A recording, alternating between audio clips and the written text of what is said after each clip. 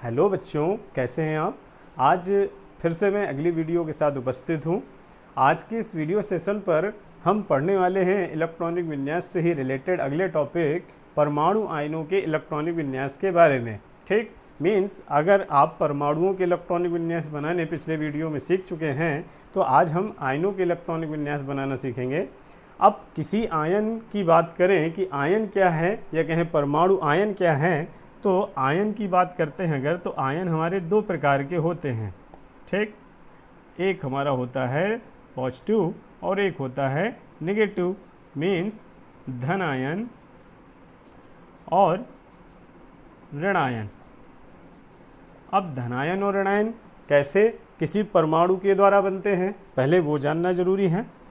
तो कोई भी परमाणु, अब वह परमाणु, सभी परमाणुओं में से वह परमाणु जो अपने पास से एक या एक से अधिक इलेक्ट्रॉन त्याग करने की प्रवृत्ति रखते हैं वो धनायन कहलाते हैं। सुन रहे हैं, मतलब वह परमाणु जो अपने पास से एक या एक से अधिक इलेक्ट्रॉन त्याग करने की प्रवृत्ति रखते हैं वह परमाणु आयन धनायन कहलाते हैं। और बेसिकली ऐसे जो परमाणु या तत्व होते हैं वो हमारी मेटल्स होती हैं। ठीक, और इसी प्रकार जैसे कि मैंने मैग्नीशियम ले लिया, मैग्नीशियम एटम अपने पास से मैक्सिमम 2 इलेक्ट्रॉन त्यागने की प्रवृत्ति रखता है, तो इस कारण ये किस आयन में परिवर्तित हो गया, मैग्नीशियम 2+ आयन में। इसी प्रकार बात करें आयरन की, तो आयरन 2 प्रकार के आयन बनाता है। तो पहले ये फेरस में Fe2+, और फिर उसके बाद अगर हम चाहें तो ये 1 इलेक्ट्रॉन और ऑक्सीकृत करता है। तो फिलहाल तो आयरन 2 इलेक्ट्रॉन त्याग कर कैसा बन गया, फेरस 2+ आयन में। अब इसी प्रकार वह परमाणु जो एक या एक से अधिक इलेक्ट्रॉन ग्रहण करके ऋण आयन बनाने की प्रवृत्ति रखते हैं, मीन्स जैसे कि क्लोरीन मीन्स नॉन मेटल्स, अधातुएं, तो क्लोरीन 1 इलेक्ट्रॉन यहाँ पर ग्रहण कर रहा है और क्लोराइड आयन में परिवर्तित हो जाता है। तो वह परमाणु जो एक एक से अधिक इलेक्ट्रॉन को ग्रहण करने की प्रवृत्ति रखते हैं वह ऋण आयन कहलाते हैं। क्लियर। तो जो भी परमाणु कभी भी एक या एक से अधिक इलेक्ट्रॉन तुम्हें त्यागता हुआ दिखाई दे तो वो धनायन कहलाएगा, और जिस आयन पर आपको नेगेटिव चार्ज दिख रहा है वो हमेशा ऋणायन कहलाएगा। और 1-2 एग्जाम्पल देख सकते हो, जैसे कि ऑक्सीजन एटम ने 2 इलेक्ट्रॉन यहाँ पर ग्रहण कर लिए तो वो ऑक्साइड आयन में परिवर्तित हो गया O-2 में। ठीक है। इसी प्रकार नाइट्रोजन ने 3 इलेक्ट्रॉन यहाँ पर ग्रहण कर लिए तो बन गया नाइट्राइड N-3। ठीक है। तो इस तरीके से अपने दिमाग पर पहले हमको आयन क्लियर करना है। ठीक, तो आयन क्लियर हो गए कि जो आयन पॉजिटिव वाला होगा उसको हमें धनायन और जो नेगेटिव चार्ज वाला होगा उसको ऋणायन बोलना है। अब एक और बात क्लियर करके चलनी है, तब हम इलेक्ट्रॉनिक विन्यास सीखेंगे। वो क्या है कि जब कोई एटम अपने पास से जितने इलेक्ट्रॉन त्याग कर धनायन बनाता है तो उसमें उतने ही इलेक्ट्रॉनों की क्या हो जाती है, कमी हो जाती है। मीन्स सोडियम परमाणु की बात करें तो उस पर नंबर ऑफ इलेक्ट्रॉन कितने थे, 11। अब उसने अपने पास से 1 इलेक्ट्रॉन को त्याग दिया तो उसके पास बचे कितने, 10। उसी प्रकार मैग्नीशियम के पास थे 12, लेकिन उसने 2 इलेक्ट्रॉन यहाँ पर त्याग दिए तो बचे उसके पास 10 ही इलेक्ट्रॉन। आयरन के पास टोटल नंबर ऑफ इलेक्ट्रॉन थे 26। ठीक, अब इन 26 में से उसने 2 इलेक्ट्रॉन यहाँ पर त्याग दिए तो उसके पास बचे 24। ठीक है। तो जो पॉजिटिव आयन होंगे तो वो अपने पास से जितने इलेक्ट्रॉन किसी को डोनेट करते हैं या वो त्यागते हैं तो उतने ही इलेक्ट्रॉन आपको उस आयन में कम कर देने हैं और उतने का ही इलेक्ट्रॉनिक विन्यास बनाना है। ठीक है। अब इसमें से देखो, जैसे कि क्लोरीन एटम है, अब क्लोरीन एटम जो है होता तो 17 है। ठीक, क्लोरीन एटम का एटॉमिक नंबर होता है 17, लेकिन उसने वहाँ पर 1 इलेक्ट्रॉन किसी से ग्रहण कर लिया है, एक्सेप्ट कर लिया, तो उसके पास 17 में 1 इलेक्ट्रॉन इंक्रीज हो गया और अब उसके पास नंबर ऑफ इलेक्ट्रॉन कितने हो गए, 18। क्लियर। ऑक्सीजन की बात करें तो ऑक्सीजन के पास होते तो 8 इलेक्ट्रॉन हैं, लेकिन उसने यहाँ पर 2 इलेक्ट्रॉन किसी से एक्सेप्ट कर लिए, तो उसके पास नंबर ऑफ इलेक्ट्रॉन कितने हो गए 10। तो आपको ऑक्सीजन का जब इलेक्ट्रॉनिक विन्यास करना है तो 8 का, लेकिन ऑक्साइड या O-2 का करना है तो 10 का। इसी प्रकार नाइट्रोजन के पास कितने नंबर ऑफ इलेक्ट्रॉन 7, लेकिन अभी इसने किए 3 को ग्रहण, तो 3 ग्रहण किए तो टोटल हो गए 10। तो बात समझ में आई। तो आयन जो हैं वो हमेशा धनायन और ऋणायन 2 प्रकार के होंगे। तो धनायन में इलेक्ट्रॉनों की संख्या आपको घटा देनी है, जितना चार्ज उसके ऊपर लगा हो उतने ही इलेक्ट्रॉन उसके परमाणु के इलेक्ट्रॉनिक विन्यास में से या परमाणु क्रमांक में से उतने ही इलेक्ट्रॉन उसको कम करके आपको इलेक्ट्रॉनिक विन्यास बनाना है। और जो ऋणायन होगा तो ऋणायन में जितने इलेक्ट्रॉन आपके उसके आयन के ऊपर चार्ज के रूप में दिखाई दें आपको, उतने ही इलेक्ट्रॉन आपको उसमें ऐड करके उतने का इलेक्ट्रॉनिक विन्यास बनाना है। ठीक, तो इतनी बात क्लियर। अब आगे बढ़ते हैं, हम इनका विन्यास कैसे बनाएंगे। ठीक है,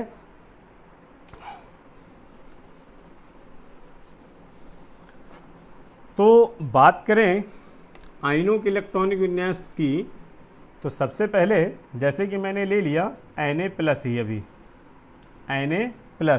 अब हमसे कह रहा है इस एटम आयन का इलेक्ट्रॉनिक विन्यास बनाइए, तो आपको पता होना चाहिए कि इसका एटॉमिक नंबर कितना है, क्योंकि हो सकता है एग्जाम्स पर वो ना देकर आए। तो 1 से 30 तक के नंबर के एटम और उनके इलेक्ट्रॉनिक विन्यास या कहें मतलब एटॉमिक नंबर आपको लर्न करके हमेशा रखने हैं। ठीक है, तो सोडियम के पास, वैसे तो सोडियम एटम के पास होते हैं 11, तो मैंने अभी बोला कि 1 इलेक्ट्रॉन उसने किसी को दे दिया क्योंकि उसके ऊपर पॉजिटिव चार्ज है। तो अभी कितने बचे 10 इलेक्ट्रॉन।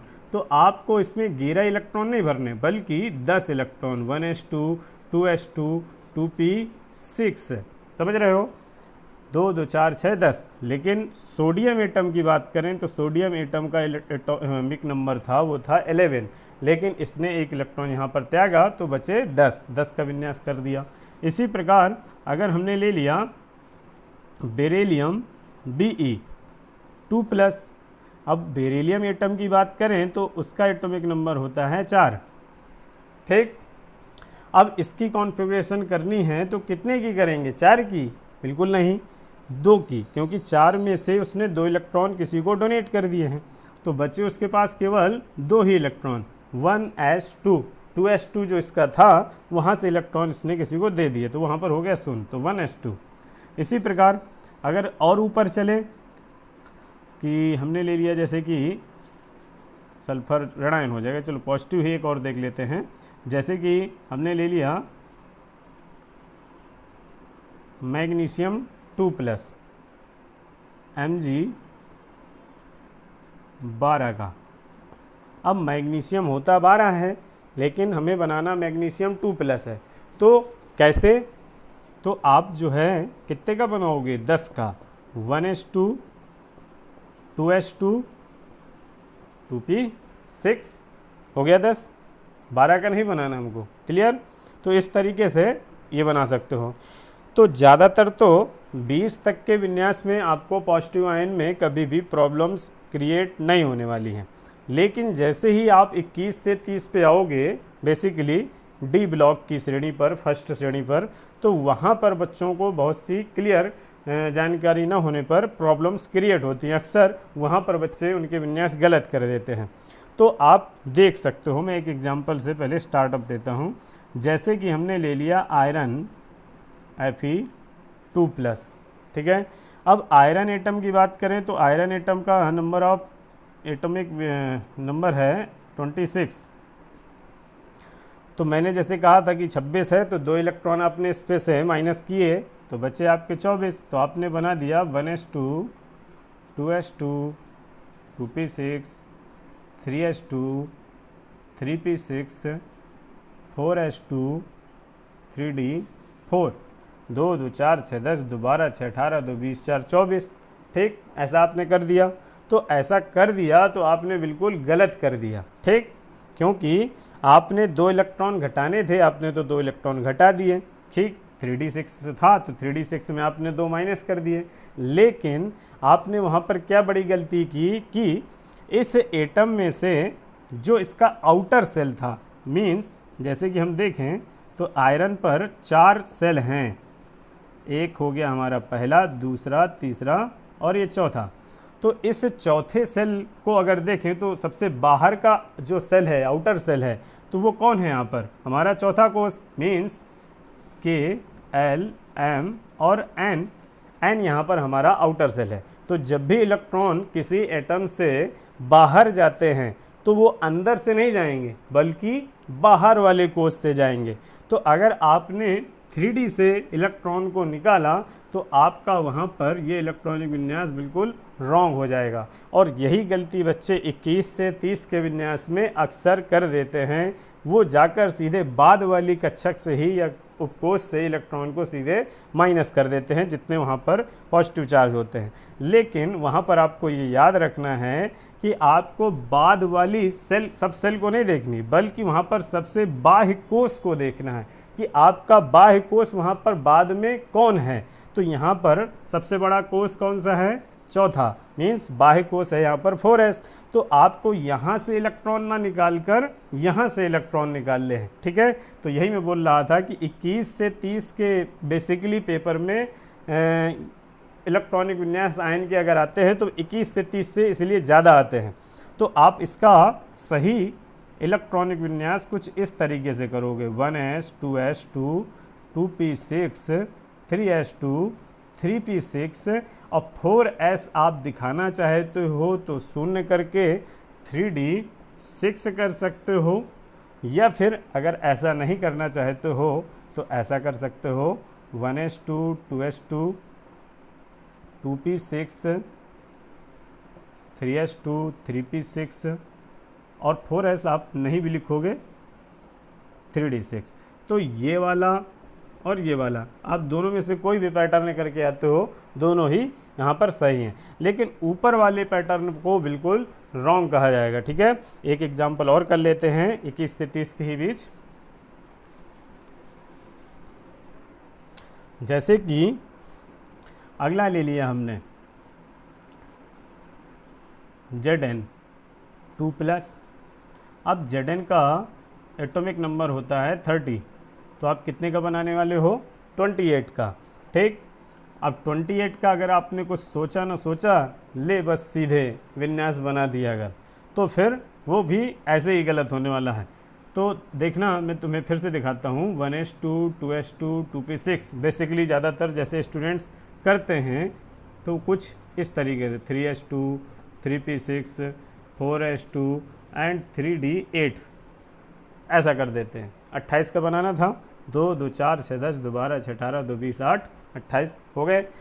अब यहाँ पर फिर वही गलती हुई ना कि 3d8 भर दिए, जबकि 3d से इलेक्ट्रॉन निकाल कर किससे निकालने चाहिए? 4s से, क्योंकि यहाँ भी जिंक की बात करें तो उसका पहला सेल K था, दूसरा L, तीसरा M और तीसरा M और चौथा हो गया हमारा N, KLMN। तो इनमें से सबसे बाहर का कोष कौन सा है? मीन्स एक साधारण से एग्जाम्पल में बात करें कि आपको अगर 2-4 रुपए खर्च करने हैं तो आप अपने घर की अंदर की तिजोरी से खोलकर 2-4 रुपए तो निकालोगे नहीं, आप अपने बाहर ही रखे हुए पैसों को निकाल कर किसी को दे सकते हो 2-4 रुपए।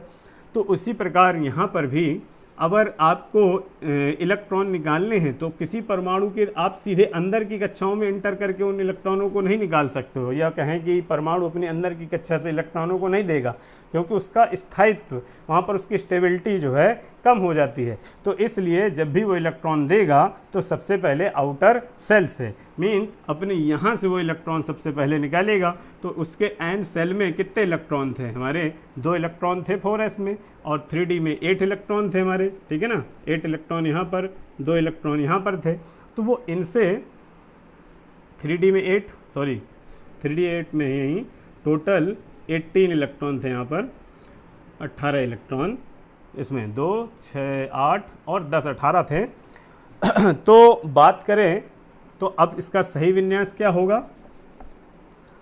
तो इसका सही विन्यास कुछ इस तरीके से 1s2, 2s2, 2p6, 3s2, 3p6, और 4s0 लिखना हो लिख सकते हो, नहीं सीधे सीधे 3d10।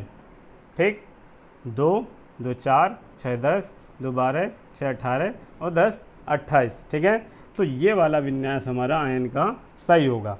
तो इसी प्रकार जब भी अब आप डी वाले, खासकर जिनमें डी सब सेल आ जाती है, उनमें ऐसी प्रॉब्लम होगी तो आप उनको नोटिस करते हुए ध्यान से बनाना है। ठीक है, तो इसी प्रकार कुछ आयन मैं देता हूँ, इनको आप घर पर प्रैक्टिस करिएगा। Fe3+, Mn2+,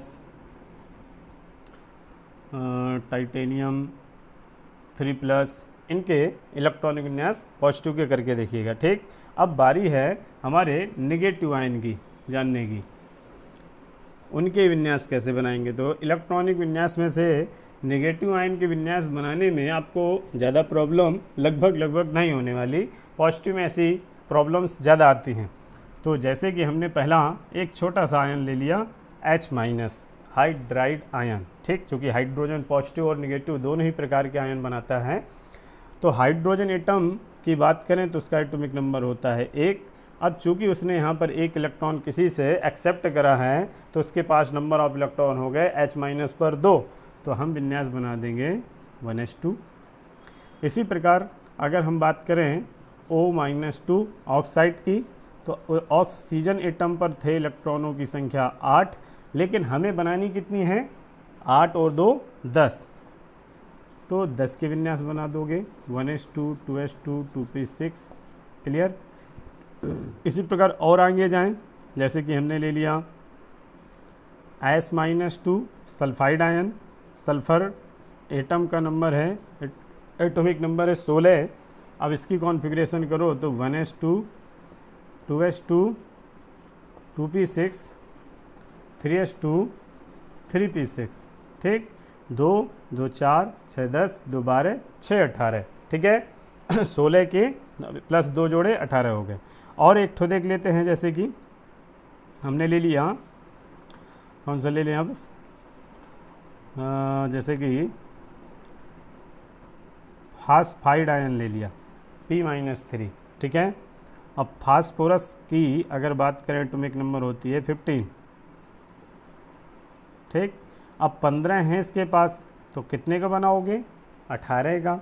तो 18 का बनाओगे तो 1s2 2s2 2p6 3s2 3p6। Clear है। तो नेगेटिव आयन में पॉजिटिव आयन जैसी ऐसी कोई समस्या नहीं आएगी। बस याद रखना है कि जितने इलेक्ट्रॉन वहाँ पर चार्ज के रूप में उसके ऊपर लगे हुए हैं उनको उसके एटॉमिक नंबर पे ऐड कराना है और फिर सीधे आपको विन्यास उसके सीक्वेंस के बेसिस पर कर देना है। ठीक है, तो इस तरीके से आपको बराबर प्रैक्टिस करती रहनी है और बिल्कुल भी निराश नहीं होना। अगर आपसे एक आयन का इलेक्ट्रॉनिक विन्यास नहीं बना सही तो आपका दूसरा सही बनेगा। तो असफलताओं से बिल्कुल भी आपको डरना नहीं है। तो चलते चलते आज फिर मैंने कुछ लिखा है आपके लिए, वो सुनाता हूँ। असफलताओं से क्यों डरें, असफलताओं से क्यों डरें, हमें तो जीतना है।